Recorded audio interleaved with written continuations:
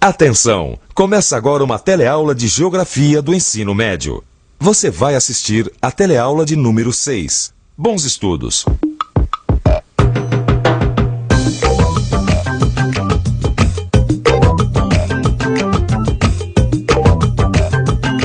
Senhor, me diga uma coisa, o senhor saberia dizer pra gente o que é o território nacional? O território nacional, com relação aos limites do país, são as divisas que o país se encontra, né? É o espaço que fica dentro da fronteira do país. Território nacional é o que abrange o Brasil inteiro, né?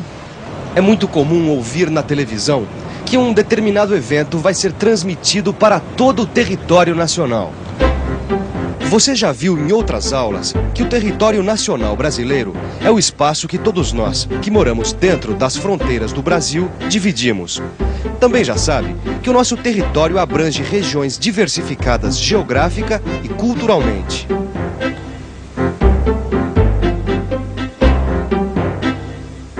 Mas quem organiza esse vasto território? Quem administra esse espaço geográfico, integrando todas essas diferenças regionais dentro de um quadro de interesses comuns? É exatamente esse o tema da teleaula de hoje. Você vai conhecer melhor o papel do Estado-nação e como este se consolida através de uma organização política administrativa. Vai constatar a importância das condições geográficas para determinar a posição de um Estado-nação no mundo. E aprender como a construção do Estado-nação foi um processo de controvérsias e lutas pelo poder. Em outras palavras, você vai compreender o que significa viver num mundo de nações. A sua teleaula está começando.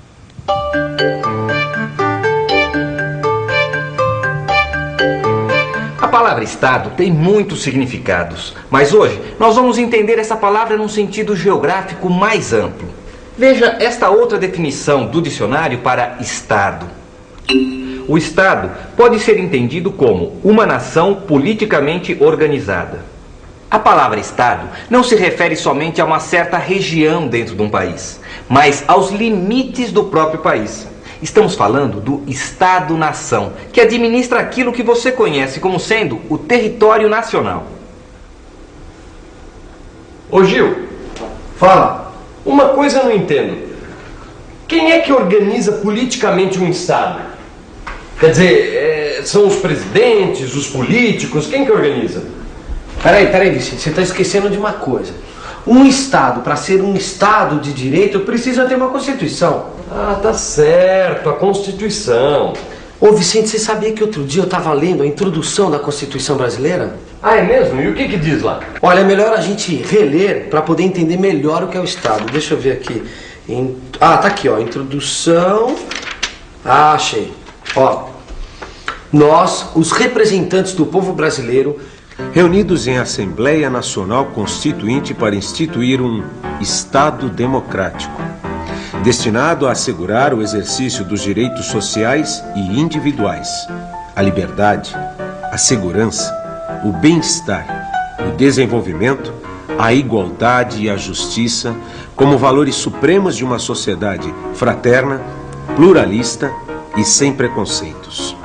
Fundada na harmonia social e comprometida na ordem interna e internacional com a solução pacífica das controvérsias, promulgamos, sob a proteção de Deus, a seguinte Constituição da República Federativa do Brasil. Você reparou que o principal objetivo da Constituição é instituir um Estado? E esse Estado instituído vai assegurar os direitos e a identidade de um certo grupo social. No nosso caso, o povo brasileiro. Em outras palavras, o Estado é, antes de tudo, um espaço geográfico. Portanto, é caracterizado por um território nacional. Esse território é organizado política, administrativa e economicamente. E essa organização transforma o espaço numa nação politicamente organizada, ou seja, num Estado. Peraí, Gil, tem uma coisa que eu não entendo. O Estado é o território? É isso? Claro, olha, o território nacional é a base natural do Estado.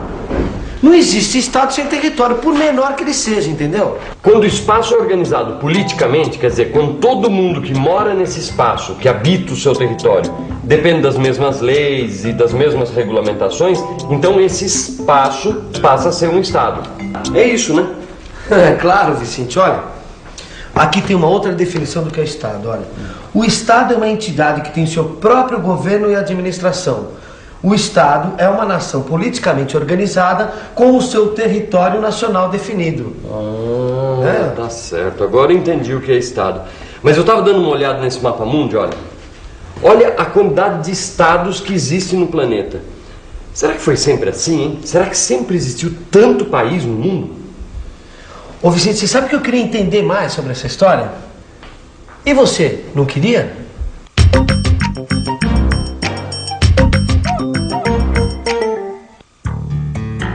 Na verdade, esse número de estados que nós conhecemos hoje é relativamente recente. Afinal, no princípio do nosso século, havia menos de 50 estados. Hoje, são mais de 180 em toda a superfície terrestre. Uma das razões desse aumento é a independência das antigas colônias que pertenciam a outros estados, como é o caso de vários países africanos e do continente asiático. Ainda existem disputas não resolvidas em vários territórios espalhados pelo planeta que podem modificar este número. Agora que já está definido o que é Estado, existe uma outra noção que precisa ficar bem clara. Como é que o Estado governa, administra o seu território nacional?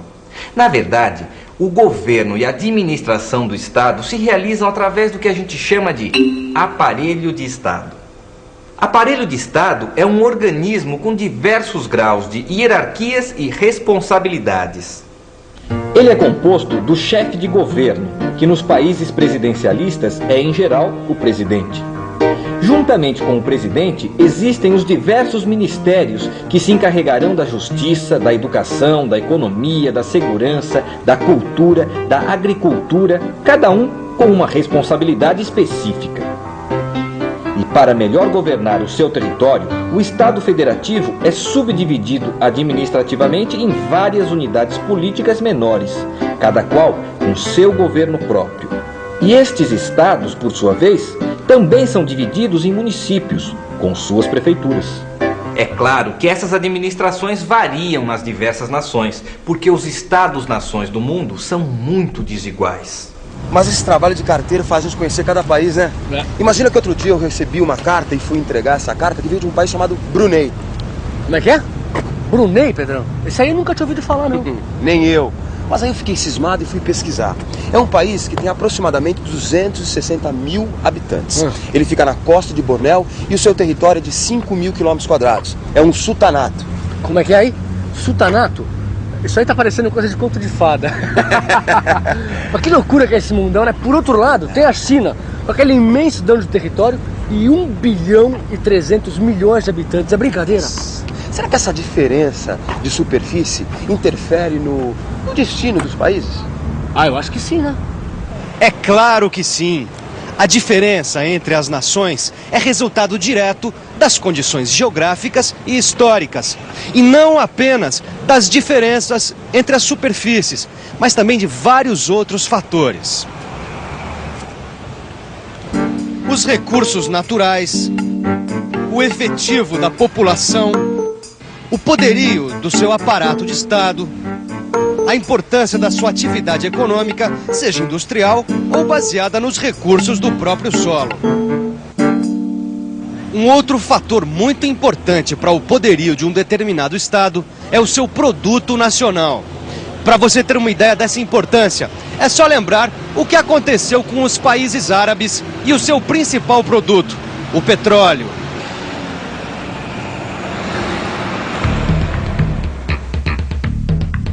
Esses países não contam com grandes efetivos de população, não possuem desenvolvimento industrial e nem mesmo potencial militar. Mas a partir do momento em que decidiram aumentar o preço do petróleo, passaram a contar com valores recordes no produto interno bruto. Países como o Kuwait e os Emirados Árabes têm produtos nacionais brutos expressivos, graças aos campos de petróleo que possuem em seu território nacional. A verdade é que a importância das características geográficas de um país é tão grande que já no século passado a geografia passou a ser uma disciplina utilizada com finalidades políticas e estratégicas. Para você ter uma ideia de como isso foi levado a sério, em 1874, o governo prussiano decidiu criar a disciplina de geografia em todas as universidades, para, juntamente com a história, desenvolver um sentimento nacionalista, gerando a ideia de identidade nacional. Mas o fato é que as desigualdades entre as diversas nações vão repercutir nas relações econômicas entre elas. Isso porque os países menos ricos dependem das grandes potências. Pode-se mesmo dividir os estados em duas grandes categorias. Os ricos, que constituem o centro da vida econômica mundial, e aqueles outros que formariam a periferia da economia planetária. Os países do centro, mais ou menos uns 30 estados, ou seja, apenas a quarta parte da população do planeta, dispõem da maior parte do potencial industrial do mundo, controlando assim a atividade econômica. Enquanto os países da periferia, mais ou menos 150 estados, isto é, 3/4 partes da população mundial, dependem comercial e tecnologicamente dos países desenvolvidos.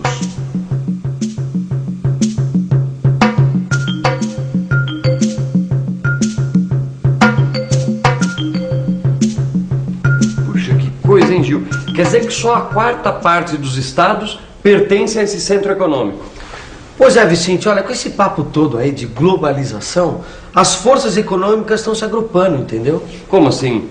Você não vê nos jornais, olha, União Europeia, NAFTA, os tigres asiáticos, entendeu? São grupos de estados que se unem por interesse comum, formando centros geográficos, entendeu? Que extrapolam estados nacionais, assumindo dimensões continentais. Tá certo. Bom, no caso aqui da América Latina, agora a gente tem o Mercosul, é isso, né? Exatamente, para poder fazer frente a esses grandes centros, entendeu? Tá certo. Mas eu estava pensando uma outra coisa, Gil. Tudo bem, a base de um estado é o seu território. Até certo. Aí eu já compreendi. Agora, será que sempre os limites de um estado coincidem com os limites de uma nação? O que você acha?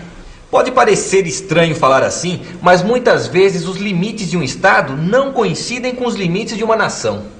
É o que acontece com alguns povos como os bascos, divididos entre a França e a Espanha. Ou mesmo com a nação dos curdos, que está dividida entre 5 países diferentes. Tio Nicolau, aqui no leste da Europa existem conflitos internos graves dentro de um mesmo território. Isso acontece porque o território é habitado por povos diferentes. Então, é como se houvessem 2 nações dentro de um mesmo estado. E essas relações de forças provocam guerra de dominação e de libertação. Que mundo esse nosso, hein?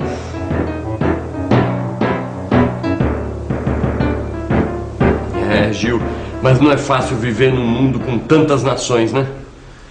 Pois é, mas ao mesmo tempo é fascinante, né, Vicente? Olha, tantos povos diferentes, tantas culturas. Quem sabe um dia a ficha não acaba caindo e todo mundo acaba se entendendo, né? Tomara, né? Bom, mas enquanto isso não acontece, depois de tanta informação, eu acho que está na hora da revisão. Vamos lá? E atenção, se liga aí que é hora da revisão. Na teleaula de hoje, você aprendeu que Estado é um espaço geográfico possuidor de um território organizado política, econômica e administrativamente. Viu que o território nacional é a base natural do Estado, delimitado por suas fronteiras, que são produtos de reivindicações territoriais. Aprendeu também que o governo e a administração de um Estado se dá através do aparelho de Estado com distintos níveis de hierarquias e responsabilidades. Constatou que, entre os estados, existem desigualdades econômicas que os agrupam em 2 categorias: os do centro da vida econômica mundial e os da periferia. E viu que os limites dos estados não coincidem muitas vezes com os limites de uma nação, que muitas vezes estão fragmentadas através de 2 ou mais estados, o que é motivo para conflitos internos e de fronteiras. Bom, agora é a sua vez de ir fundo no livro de estudos. Ele vai complementar e aprofundar as informações que você recebeu aqui. Até a próxima!